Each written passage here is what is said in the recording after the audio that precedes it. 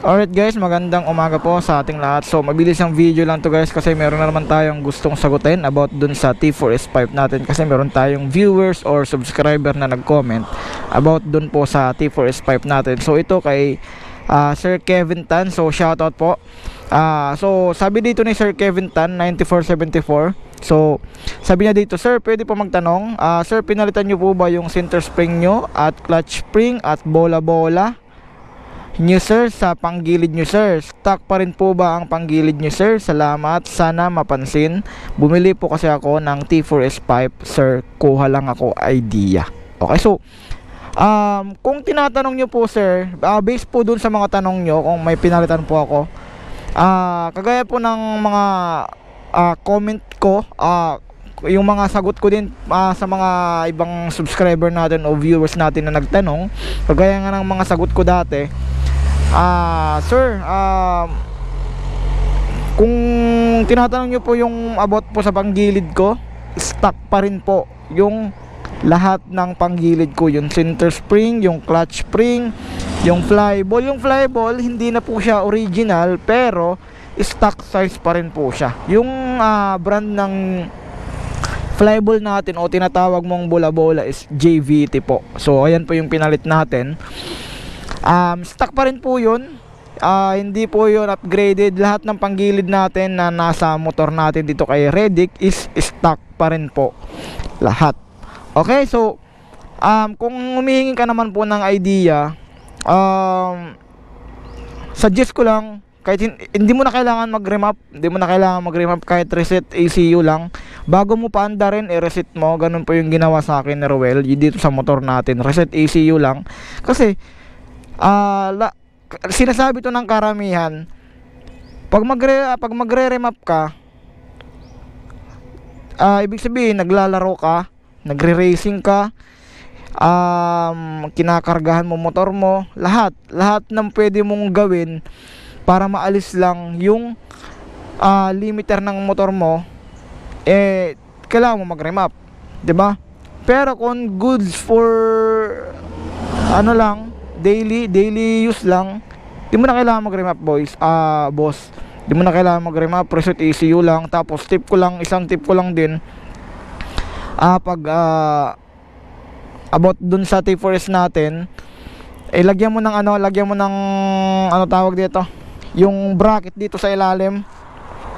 Wait lang, baka matumba. Dito sa may bandang ilalim dito, yan. Kasi yung T4S wala po yun sa ilalim, wala. So kailangan yan para at least maging matibay yung tambutso mo. Tapos especially pag may angkas ka, lalong lalo na kung nag-aangkas ka ng dalawa for emergency. Kasi saan naman tatapak yung isa? Syempre sa tambutso. Yung kaliwang paa ay nakalaylay. So pwede rin sa engine siya umapak dito sa may bandang panggilid o sa may bandang filter. So possible dun talaga siya umapak. Pero dito sa may bandang kanan sa paan niya is sigurado tatapak yan sa may tambutso mo. So pag may persya siya, may possible na maputol yung bracket mo dito sa ibabaw dito. So suggest ko magpalagay ka po ng bracket. Okay, so inuulit ko boss, based sa tanong mo, lahat po ng panggilid ko, flyball, clutch spring, center spring, lahat stock po yun. Yung flyball stock po yun, hindi lang siya stock brand, which is JVT lang po yung kinabit natin. Kasi gusto ko lang siya masubukan ulit. Kasi doon sa mga natin, doon sa Mio Sporty natin, yun talaga yung kadalasan na ginagamit natin, yung flyball na JVT.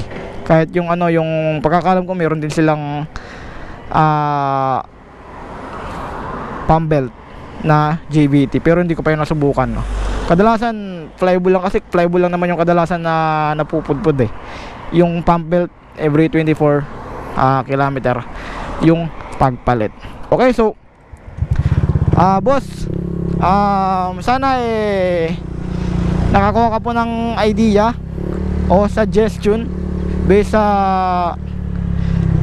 tatambutso natin. Kasi yung T4S natin, magwa 1 year na to this December, wala pa namang naging problema.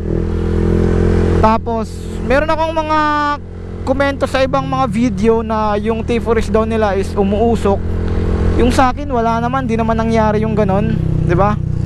Di naman nangyari yung ganon, yung umusok. Yung nagka-problema talaga, nag-iba yung takbo, ito all goods pa rin. Mas naging maganda nga yung playing ko dito sa pagmamaneo, sa pagbobomba, kasi syempre napakaswabe lang yung tunugan na itong T4S na to. So try mo po ikabit, tapos reset ECU lang. Wala kang papalitan ng mga panggilid kasi kung pang daily use ka lang naman, tapos hatid sundo lang sa partner mo, o kung may anak ka, hatid sundo lang sa eskwelahan, pampalengke lang, okay na yon. Kasi yung performance ng stock ng Honda Click, napaka all goods na, napaka goods na ng takbo.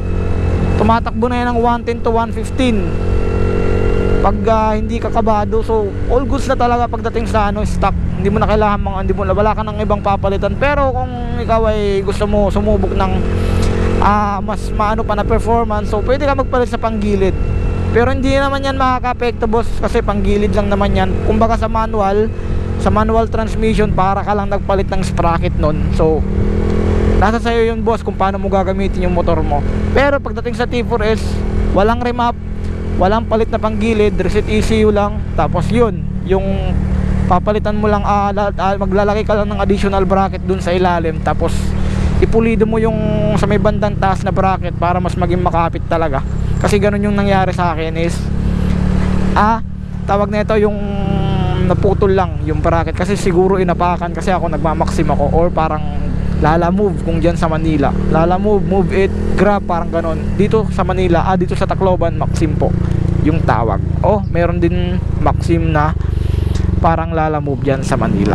Okay, so yun, boss, sana yun nasagot ko na mga at sana nabigyan kita ng idea pagdating po sa T4S 5 na sinasabi mo, o sa bagong bili mo na T4S. Okay, so yun, guys, maraming salamat po sa inyong panonood. See you in my next vlog, and ride safe po sa ating lahat. Peace out.